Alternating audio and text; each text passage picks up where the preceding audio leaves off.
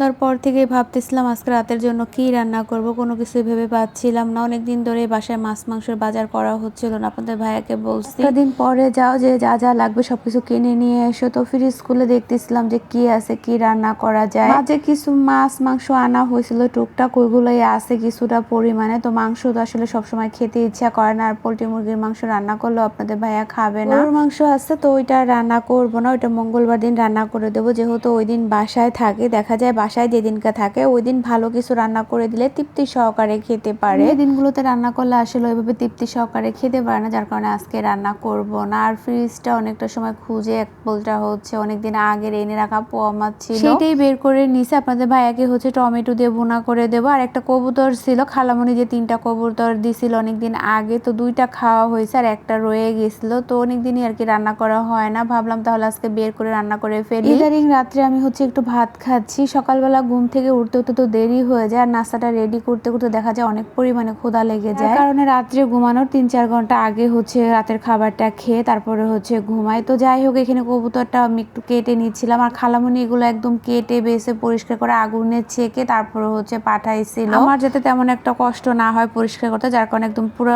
পরিষ্কার করে হচ্ছে খালামণি দিয়েছে। তো এই জন্য তেমন একটা সমস্যা হচ্ছিল না, কেটে নিলাম শুধু। তো কবুতরটা কাটা হয়ে গেছে, এখন বাকি সবগুলো এক একে কেটে নিব। কাটাকুটা সব শেষ, এখন এগুলোকে হচ্ছে আমি ধুয়ে পরিষ্কার করে নিয়েছি। আজকে হচ্ছে মূলা দিয়ে ডাল রান্না করব। শীতের সময় মূলার ডালটা অনেক ভালো লাগে খেতে। এখনো তেমন একটা শীত পড়েনি, তারপরও শীতের সিজনের তো সবজি উঠে গেছে আগে। আর একটা পরিমাণে মূলা ছিল বাসায়, অনেকদিন আগে এনে তরকারি খাওয়া হয়েছিল, আর একটাই ছিল, নষ্ট হয়ে যাবে, তাই ভাবলাম আজকে ডাল দিয়ে রান্না করে ফেলি। কবুতরের মাংসটা আমি এখানে ভালোভাবে অনেকবার করে হচ্ছে ধুয়ে নিয়েছিলাম পরিষ্কার করে, আর হচ্ছে এখন মাছগুলো ধুয়ে নেব। আর মাছগুলো আগে থেকে আমি লবণ মাখিয়ে রেখে দিয়েছিলাম। মাছগুলো যেন কেমন হয়ে গেছে, অনেক দিন ধরে তো আনা হয়েছিল। ফ্রিজে যে কোনো মাছই বেশি দিন রাখলে না আসলে খেতে ভালো লাগে না, কেমন যেন একটা গন্ধ আসে, আর একদম শুটকি শুটকি হয়ে যায়, যার কারণে আসলে বেশি করে মাছ এই জন্য আনতেও ইচ্ছা করে না। কিন্তু আবার সবসময় বাজারে যেতেও ভালো লাগে না, যার কারণে একটু বেশি করে মাঝে মধ্যে আনা হয়ে যায়। মাছগুলো ভালোভাবে ধুয়ে আমি পরিষ্কার করে নিছি, যাতে ওর ভিতরে কোনো গন্ধ না থাকে। আর এখানে হচ্ছে আমি কবুতরের মাংসটাই হচ্ছে আগে রান্না করে নিচ্ছি। কবুতরের মাংস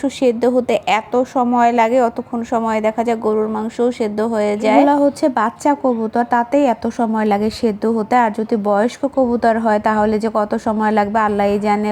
এই জন্য ভাবতেছি যে আগে মাংসটা বসিয়ে দেই। পেঁয়াজগুলো ভাজা হয়ে যাবার পর এখানে আমি বাটা মশলাগুলো দিয়ে কষিয়ে তারপর হচ্ছে এখন আমি শুকনো মশলাগুলো দিয়ে নিচ্ছি। সব মশলাটা দেওয়ার পর কষাচ্ছিলাম, আর এদিকে ডালটাও বসিয়ে রাখছিলাম। তো ডাল সেদ্ধ হয়ে গেছে, এখন এটাকে ভালোভাবে ঘুটে পরিমাণ মতো পানি দিয়ে দেবো। আর যেহেতু মূলা দেবো সাথে, যার কারণে পানির পরিমাণটা খুব কম দিব। কোনো শীতের সবজি দিয়ে হচ্ছে ডালটা একটু ঘন করে রানলেই খেতে ভালো লাগে। অনেক সময় কষায়াও রান্না করা যায়, কিন্তু আমি এইভাবে রান্নাটা করতেছিলাম। এদিকে আমার কবুতরের মাংসের মশলাটাও কষানো হয়ে গেছে, এর ভিতরে এখন আমি মাংসগুলো দিয়ে নিলাম। এখন অনেকটা সময় নিয়ে একটু কষিয়ে তারপরে হচ্ছে ঝোলের পানি দিয়ে দিব। ডালের ভিতরে পানি দেওয়ার পর কিছু সময় হচ্ছে জাল করে এর ভিতরে এখন কেটে রাখা মূলাগুলো দিয়ে দিচ্ছি, সাথে কিছু কাঁচামরিচ কুচিও দিয়ে দিলাম। আর এদিকে মাংসের ভিতরে যে পরিমাণে পানি উঠছে ওইটা দিয়ে প্রথমে কষিয়ে তারপরে হচ্ছে আবার একটু পানি দিয়ে আমি কষিয়ে নিচ্ছিলাম। এরপরে হচ্ছে আবার ঝোলের পানি দিয়ে হচ্ছে ওইটা শুকিয়ে নিব। এক চুলায় আমি মাংস তরকারিটা বসিয়ে আর এক চুলায় হচ্ছে আমি সব রান্না বাড়া শেষ করছি। আর এই একটা মাংস এত সময় লাগছে হতে। এদিকে বাসায় ধনিয়া পাতা ছিল না, পরে দারোয়ান মামার এদের ধনিয়া পাতা নিয়ে আসছি। তরকারির ভিতরে আসলে ধনিয়া পাতা না দিলে আমার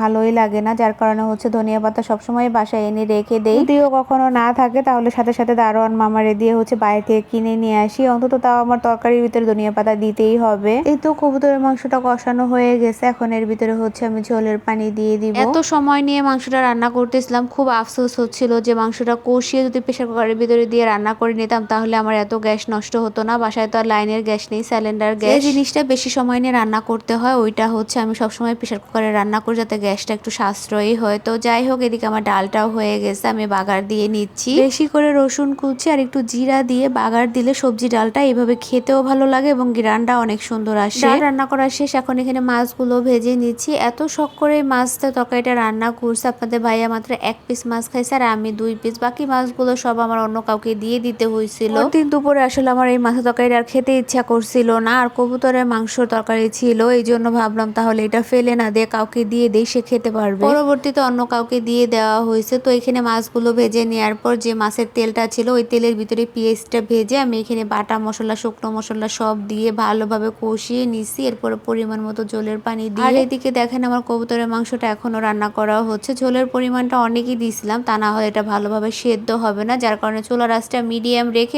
তরকারিটা রান্না করতেছিলাম। মাছের ঝোলের পানিটাও ফুটে উঠছে। এখানে আমি প্রথমে মাছগুলো দিয়ে এরপরে টমেটো দিয়ে তারপর কিছুক্ষণের জন্য ঢাকনা দিয়ে ঢেকে রেখে দিব। এর পরিমাণটা একটু কমে আসলে টমেটোগুলো নরম হয়ে গেলে উপর দিয়ে ধনিয়া পাতা ছিটিয়ে দিয়ে নামিয়ে নিলেই হয়ে যাবে আমার মাছ ভুনাটা। এই তো মাছের তরকারিটা হয়ে গেছে, উপর দিয়ে ধনিয়া পাতা দিয়ে নিলাম। আর এদিকে আমি তরকারিটা নামিয়ে রেখে এখন কচু শাকটা ভাজি করে নিচ্ছি। গতকালকে যে সেদ্ধ করে রেখে দিছিলাম সেটাই আজকে ভাজি করে নিচ্ছি। কচু শাকটার ভিতরে যদি চিংড়ি মাছ কিংবা ইলিশ মাছের মাথা দেওয়া হতো তাহলে খেতে অনেক ভালো লাগতো, কিন্তু দুইটার একটাও আমার বাসায় ছিল না। এইদিকে কবুতরের মাংসটাও রান্না করা হয়ে গেছে। কবুতরের মাংসটা একটু ঝোল খেলেই ভালো হয়, কিন্তু আমার কাছে ঝোল তরকারি ভালো লাগে না, যার কারণে একদম ভুনা করে ফেলছি। তো এই ছিল আজকের মতো আমার রাতের রান্না বাড়া। তো কেমন লাগলো সবাই কমেন্টে জানাবেন। ভালো থাকবেন, আল্লাহ হাফেজ।